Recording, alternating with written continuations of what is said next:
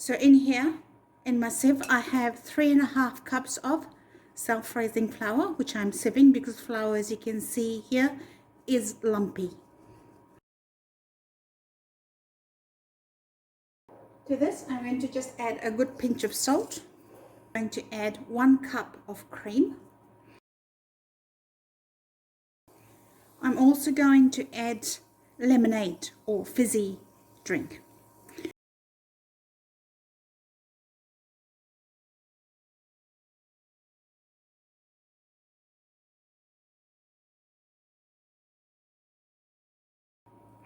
With any scone dough, you don't want to overmix this.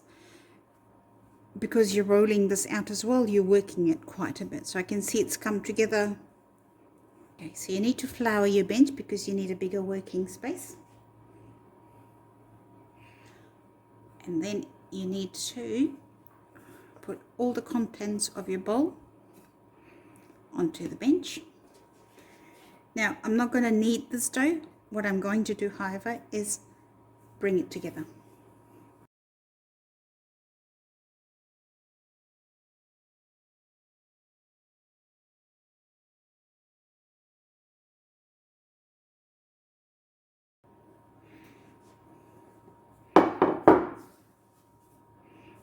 So I've got plenty of flour underneath, and all I wanted to do is roll this out. So you're looking for more a rectangular shape.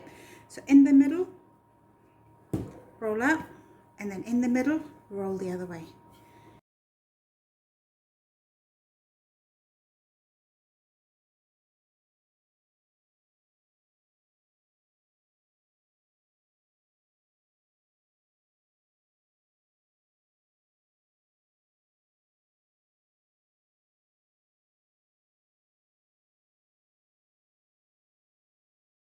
Okay, so there we are. I'll just lift my camera up so you can see. So there we are, and it's about 1/2 centimeter thick. You can have it a bit thicker, but remember when this cooks, this will expand. Alright, so before I start adding anything on top of this scroll, I'm going to put a tray. You can put baking paper down. You definitely need to line your tray with something so that the sugar doesn't stick to it and the scrolls comes out easy. So I've just got a large tray here. This is going into an oven that is at 200 degrees Celsius.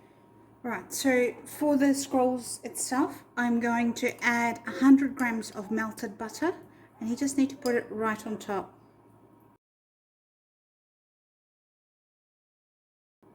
What I'm also doing is leaving the edge, so just the edge at this end with no butter or no sugar in it, so that when I roll up I can actually stick this end and not have it unravel when it's baking.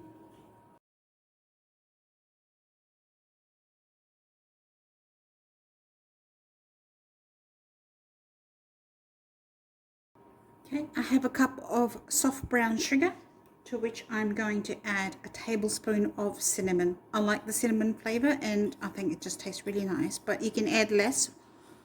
You can add more if you wanted to. So mix the cinnamon and the brown sugar together, and then you want to evenly spread it over the butter.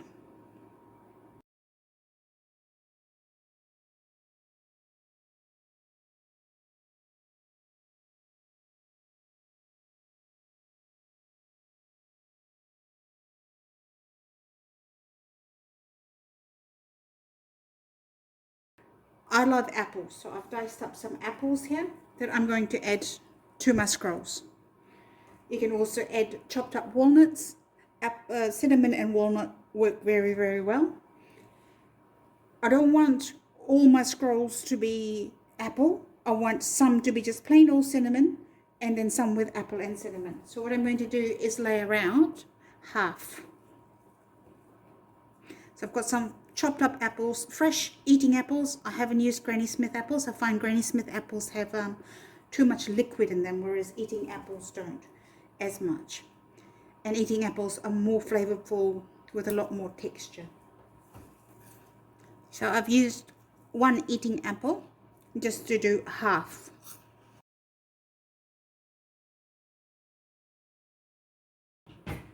So there's plenty of flour under here, as you can see, to stop it from sticking when you start to roll up. So what I do is just brush the edge as I'm rolling it with a pastry brush. So I've started a roll here, and then gently, you don't want a tight roll, you just want to roll it up.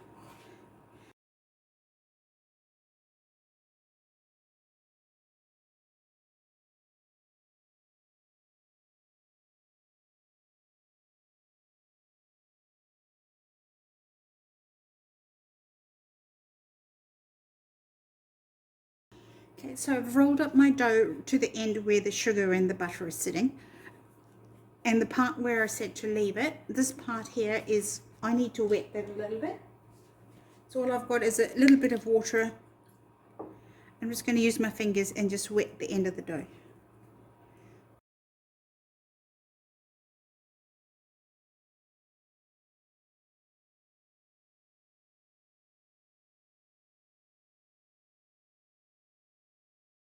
Okay.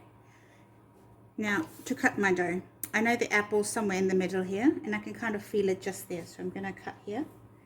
Just slice it backwards and forwards. Try not to push it down.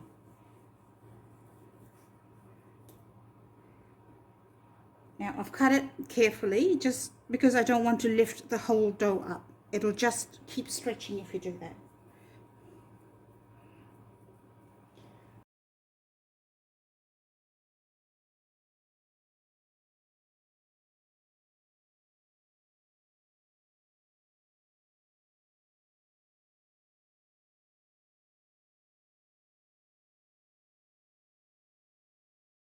Now the reason I said to saw through it with a serrated knife, so that you don't squish the swirls. So can you see it's quite nicely and swirly?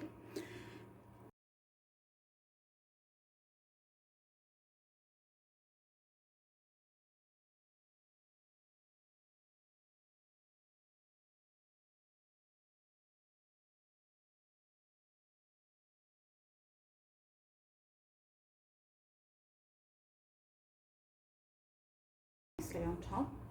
I've just got a little bit of cream. I have a little bit of leftover lemonade. I'm just going to pour it in there just to thin it out.